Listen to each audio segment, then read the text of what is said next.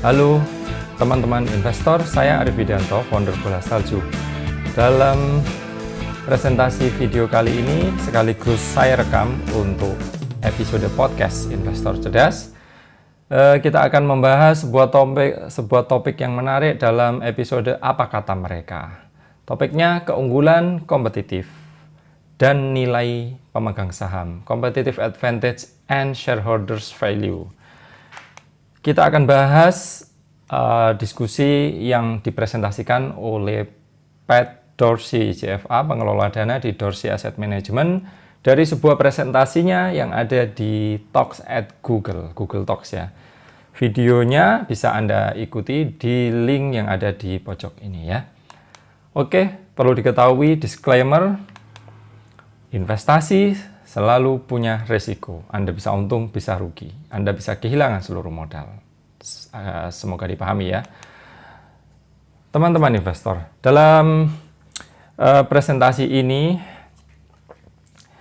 Pat Dorsey, seorang pengelola dana profesional, beliau adalah pengelola riset yang ada di Morningstar, sebuah lembaga penyedia data dan riset terkemuka ya, Morningstar, juga perating reksadana.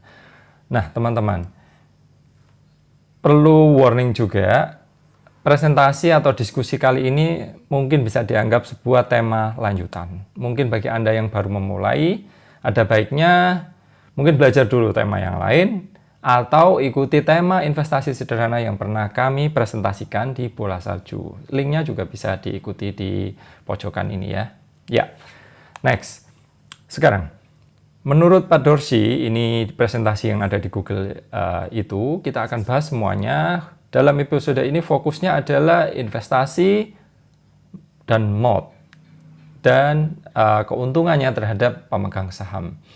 Katanya, kapitalisme tujuannya kan mengejar keuntungan yang tertinggi. Bisa dipahami ya.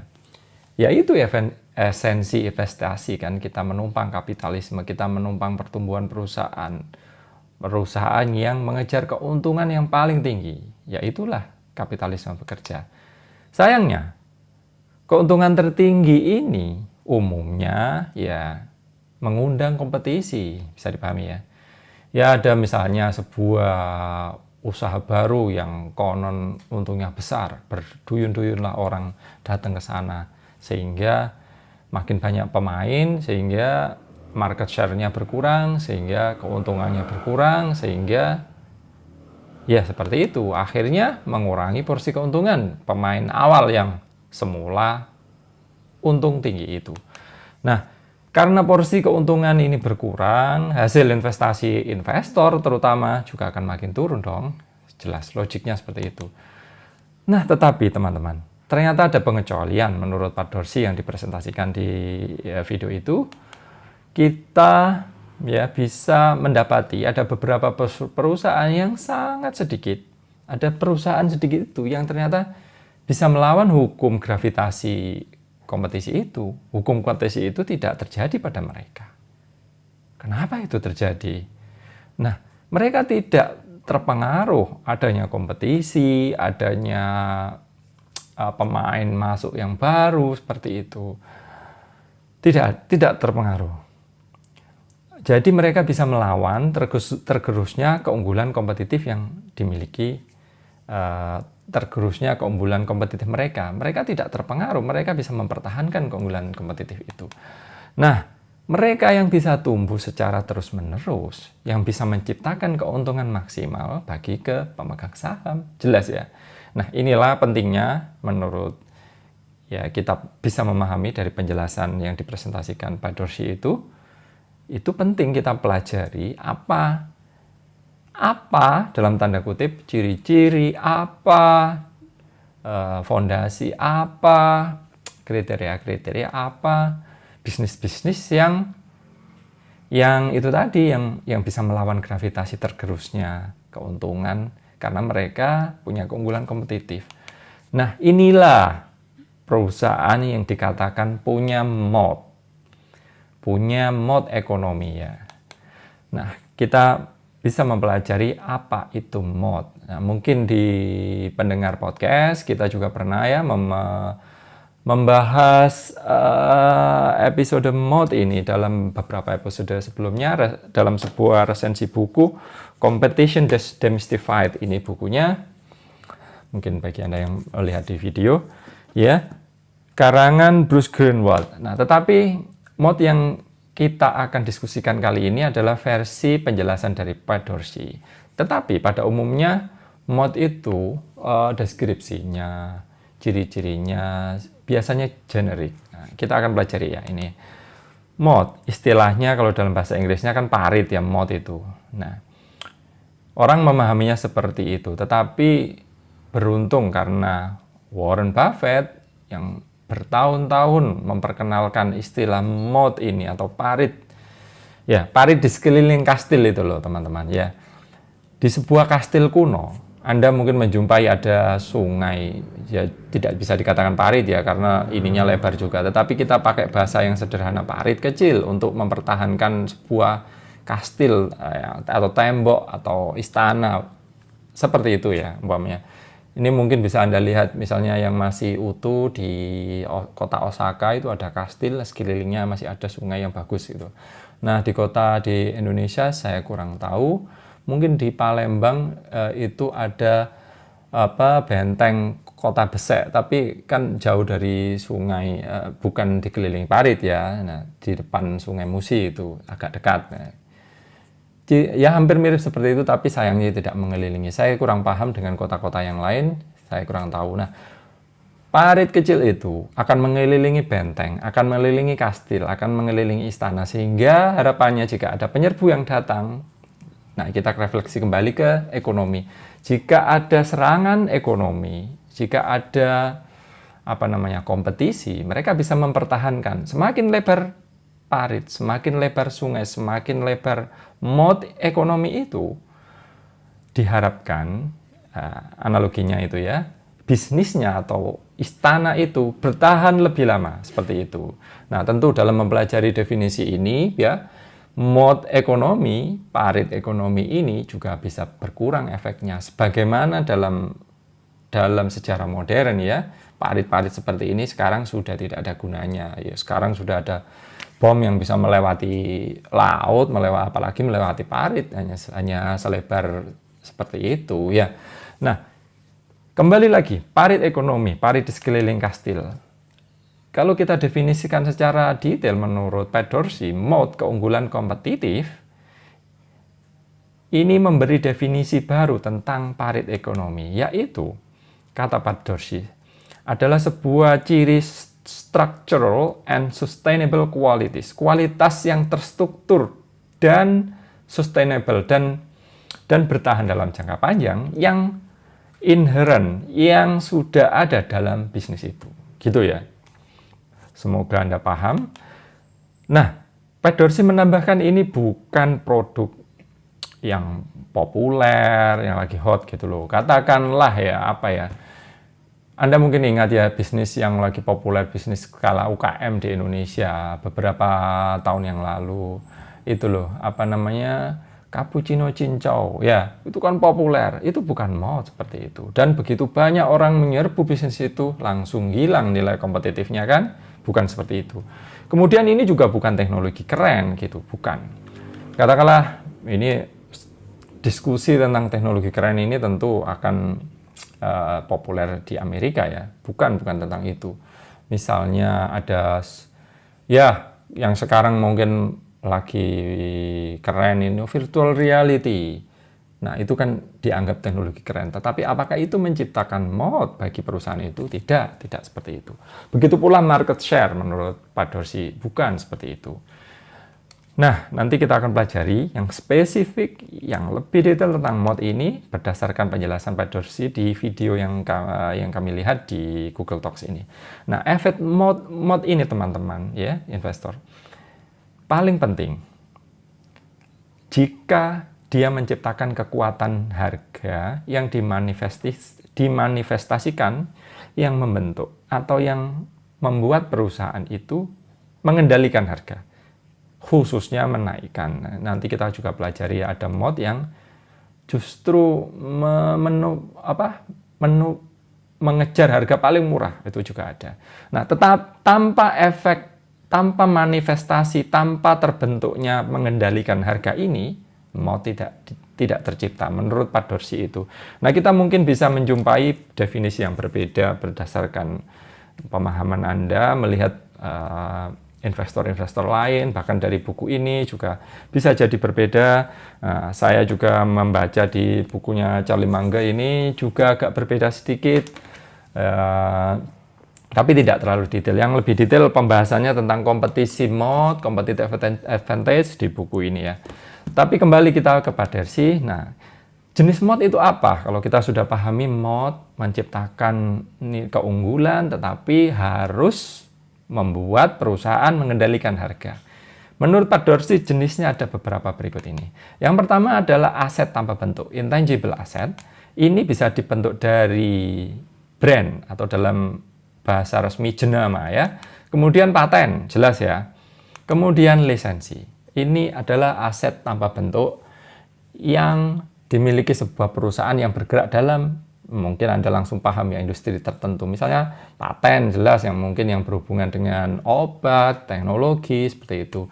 Lisensi mungkin yang berhubungan dengan ini, misalnya operator televisi, televisi bukan televisi digital ya, televisi biasa yang harus broadcast siaran yang bisa ditangkap di antena di rumah. Itu kan perlu lisensi dari pemerintah. Mendapatkan hak untuk siaran di frekuensi tertentu dan hanya mereka yang bisa memanfaatkannya. Orang lain dilarang, orang lain tidak bisa memanfaatkan frekuensi itu. Nah, tetapi pertanyaannya, apakah perusahaan itu, misalnya contoh di perusahaan di Indonesia ya, apakah RCTI, SCTV, ya, Indosiar, TVRI, Metro TV, TV One, atau SCTV sudah disebut ya tadi ya.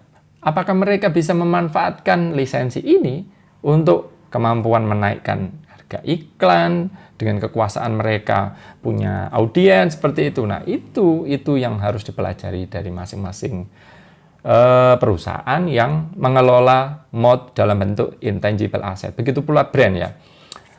Semua orang bisa menciptakan brand, tetapi apakah brand itu membuat manfaat kepada perusahaan? Misalnya kita contoh dalam cemilan saja ya. Ada dua perusahaan di brand cemilan. Katakanlah Mayora versus ICBP yang dua-duanya punya brand. Nah, unggul di manakah masing-masing brand ini? Misalnya dalam mie, contohnya Mayora punya satu jenis mie, Indofood punya banyak jenis mie. Di satu sisi ini brand mie jelas kuat Indofood. Sementara itu dalam sisi yang lain cemilan, apakah ya coklatnya atau wafernya Mayora lebih unggul? Itu bisa kita diskusikan banyak sekali. Intangible asset, baik jenama brand atau paten atau lisensi yang bisa menciptakan yang membuat perusahaan bisa mengendalikan harga, yaitu mereka punya mode dan mereka tidak khawatir diganggu oleh perusahaan yang lain dengan kekuatan mereka bisa. Dengan punya intangible asset itu mereka menaikkan harga, mengendalikan kayak gitu. Ya. Kemudian jenis mode yang lain yang secara umum switching cost ini mungkin dimiliki oleh ya, kalau di presentasi itu Pak Dorsey mencontohkan kayak software besar seperti Oracle yang mengelola software database itu.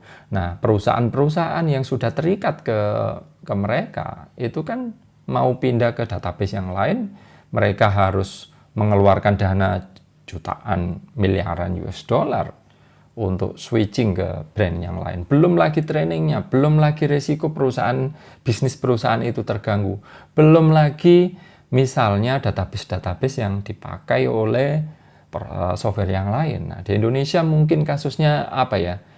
Inilah pengelola seluler ya, customer yang sudah berlangganan di Indosat mungkin malas berpindah ke XL. Begitu pula sebaliknya, yang sudah berlangganan Telkomsel mungkin malas pindah ke operator yang lain, misalnya yang punya Sinarmas itu misalnya ya, kayak gitu. Begitu contoh switching cost. Nah, tetapi apakah masing-masing perusahaan ini punya mode lebih besar daripada perusahaan yang lain, itu harus diteliti, itu harus dipelajari lagi kualitasnya dari switching cost itu ya. Next, kemudian efek jaringan. Nah, ini contoh yang agak abstrak, tetapi ya nggak abstrak banget sih, bisa kita pelajari. Efek jaringan ini network ya. Network ini bisa diciptakan dari berbagai bentuk network. Bisa jejaring seperti Facebook itu, atau jaringan global, beruntun, atau macam-macam network. Tapi intinya gini, gampangnya gini aja lah.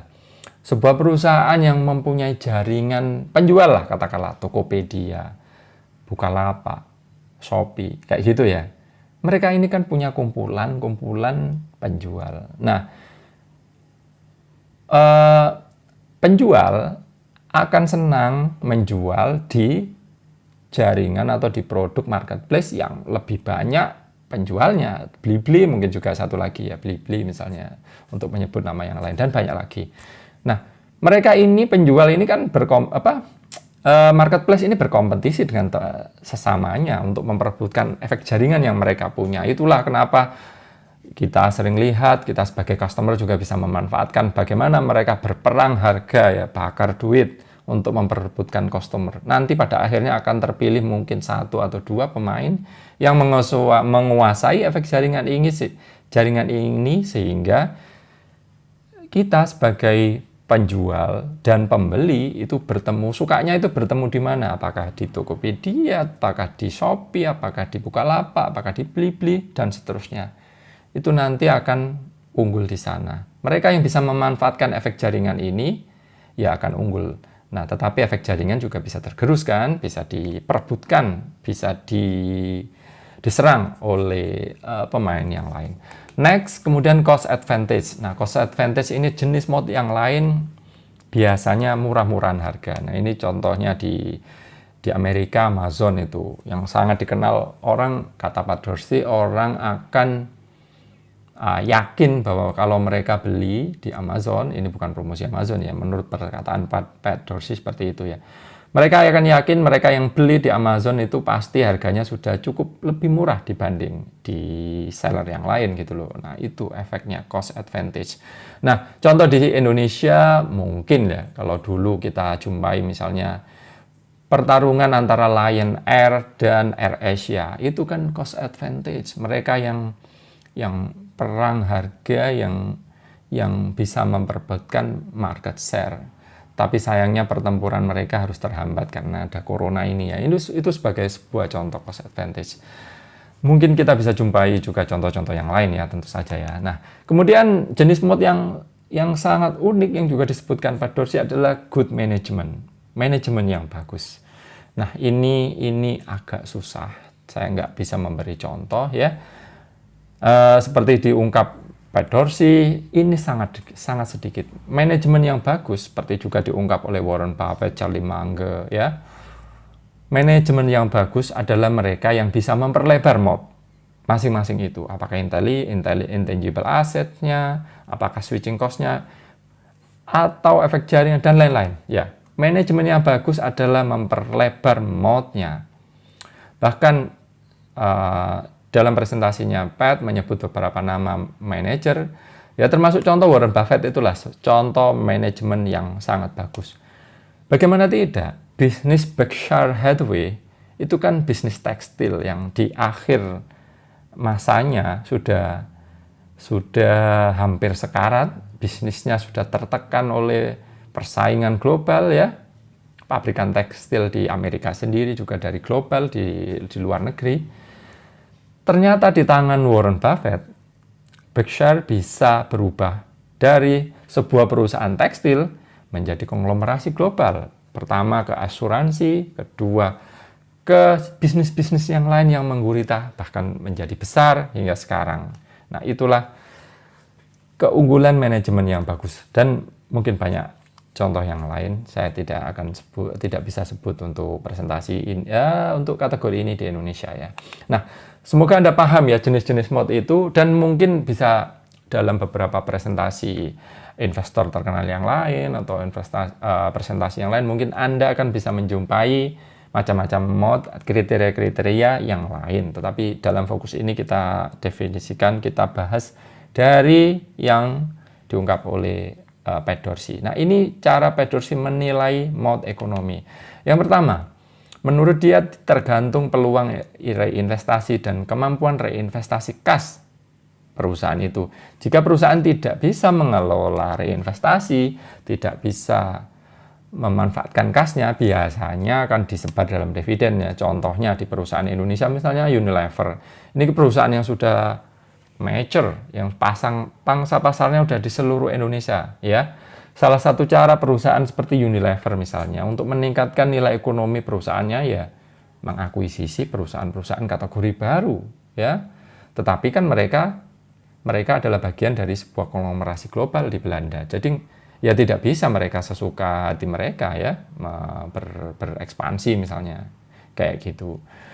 Nah, akibatnya karena sudah tidak bisa memanfaatkan kasnya, nggak ada reinvestasi, meskipun perusahaan Unilever ini perusahaan keren, bagus dihargai investor dalam jangka panjang sejauh ini, oke ya. Tetapi modnya dalam hal yang lain ya tentu saja ya. Mereka tidak bisa mereinvestasikan, kita fokus di reinvestasi ini misalnya. Akhirnya uangnya, labanya dibagikan semua jadi dividen seperti itu. Nah, fokus mod ekonomi menurut Pat Dorsey harus menambah nilai intrinsik perusahaan itu dari reinvestasi. Nah, kemudian kebanyakan kita umumnya itu fokus ke margin of safety, entah dari diskon yang banyak, entah dari yang lain ya. Kita melupakan mod dalam definisi. Kalau kita tahu mod, perusahaan yang punya parit ekonomi luas, yang lebar, kita akan bisa mengejar keuntungan atau pertumbuhan dalam jangka panjang, gitu logiknya. Kalau kita tahu mod sebuah perusahaan, kita akan santai gitu loh, masuk di perusahaan itu karena ruangnya masih lebar, kita bisa buy and hold, nggak usah repot-repot mau mengejar keuntungan dalam jangka menengah atau dalam waktu term yang relatif lebih pendek ya.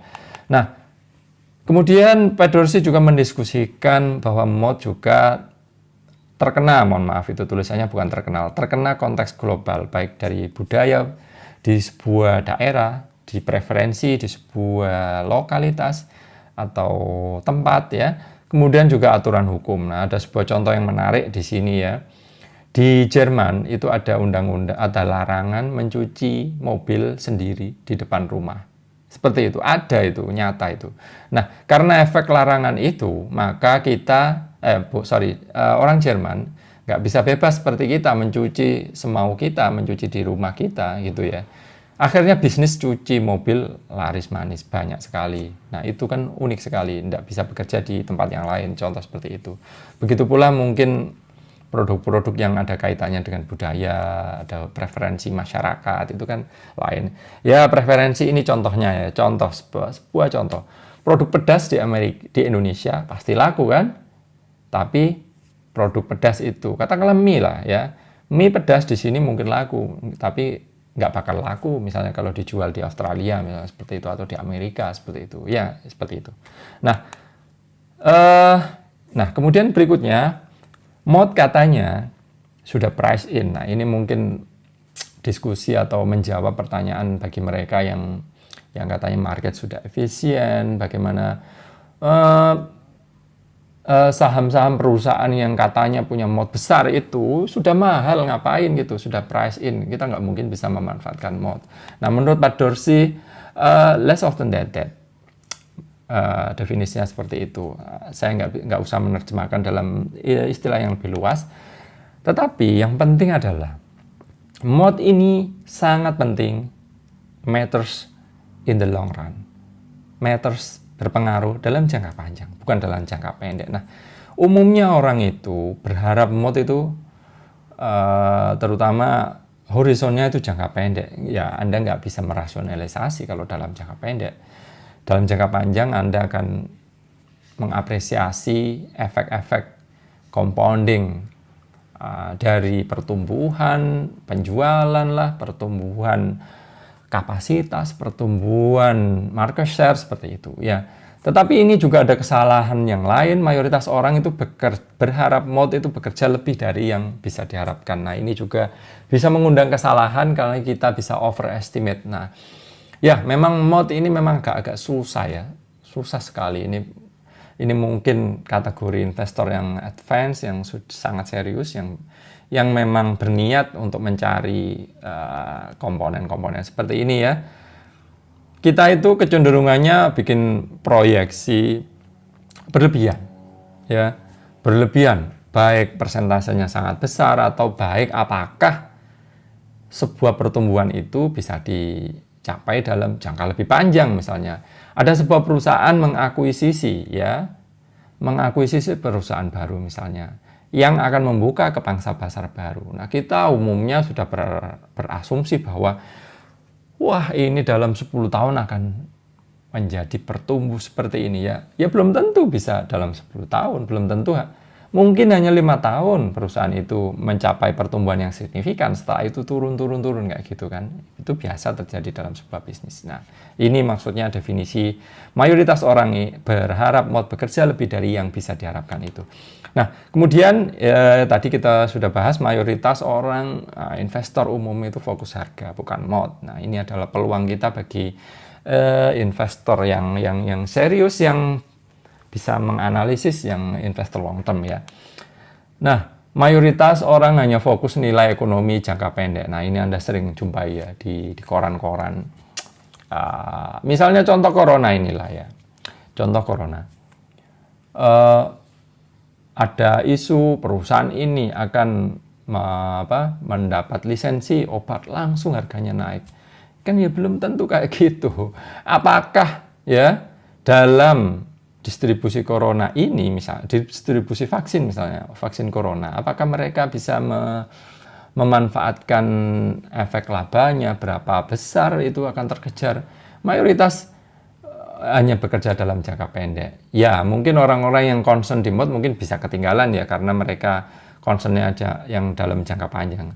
Tetapi kalau kita memang serius di sini, kalau investor yang sangat serius di mod, mereka akan fokus hanya ke perusahaan-perusahaan yang sedikit. Seperti ala Charlie Munger, seperti Pat Dorsey sendiri. Pat Dorsey ini akan fokus hanya, dia bisa invest hanya di 10 hingga 15 saham, bahkan sudah beroperasi global. Dia bisa hanya fokus ke beberapa perusahaan itu. Dan itu sudah cukup untuk mengejar mod, bukan mengejar ekonomi jangka pendek. Nah, itu kan nggak bisa bekerja buat orang-orang. Orang-orang seperti Pat Dorsey pasti akan ketinggalan dibanding Anda-Anda yang mungkin berspekulasi dengan sebuah kinerja jangka pendek, kan kayak gitu. Tetapi dalam jangka panjang, diyakini atau saya yakin, saya sendiri juga yakin kalau modnya bagus dan dia sustainable dalam 10 tahun, 20 tahun, gila hasilnya akan sangat memuaskan sekali bagi investornya. Nah, ringkasan sebelum menutup episode podcast dan edukasi di video di YouTube ini, mod sangat penting dibanding manajemen. Bahkan Charlie Munger memilih lebih baik perusahaan yang punya mod besar, yang punya mod bagus, yang punya parit ekonomi bagus, daripada perusahaan yang dikelola manajemen keren. Ya, ini umum ya. Seorang